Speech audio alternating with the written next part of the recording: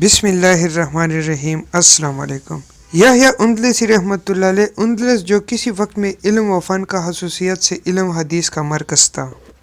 حافظ ابن عبد البر، علامہ حمیدی اور شیخ اکبر رحمہ اللہ جیسی شخصیتیں وہاں کی مٹی سے پیدا ہوئیں۔ حدیث پاک کا درس دیتے تھے اور بے شمار اشخاص ان سے استفادہ کرتے تھے۔ ایک دن حضرت یحییٰ رحمۃ اللہ علیہ نے پڑھانے کی طویل چھٹی کر دی۔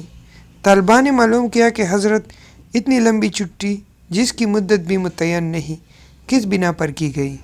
فرمایا مجھے افریقہ کے آخری کنارے پر کاروان جانا ہے۔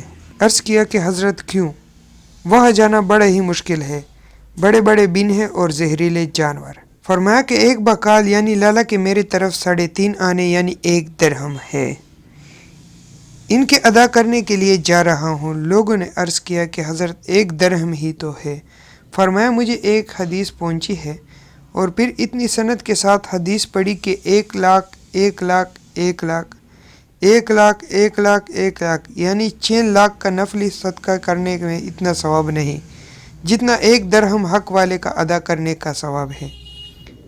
اللہ تعالیٰ ہمیں بھی حقوق ادا کرنے والے بنائے، اور جن لوگوں نے حق ادا کیے ہیں ان کے صدقے اور طفیل میں ہمیں بھی ایمان کے تقاضوں کو پورا کرنے والا بنا دے۔ ویڈیو کو ثواب کی نیت سے شیئر کریں، اور اگر آپ نے ابھی تک ہمارا چینل سبسکرائب نہیں کیا تو ہمارے چینل کو سبسکرائب کریں اور بیل کے آئیکن کو پریس کریں تاکہ نئے آنے والی ویڈیو کی نوٹیفیکیشن آپ کو بر وقت ملتی رہے۔ ملتے ہیں نئے واقعے کے ساتھ، تب تک اجازت دیجیے۔ اللہ حافظ، خوش رہے، آباد رہے، ہمیں دعاؤں میں یاد رکھیں۔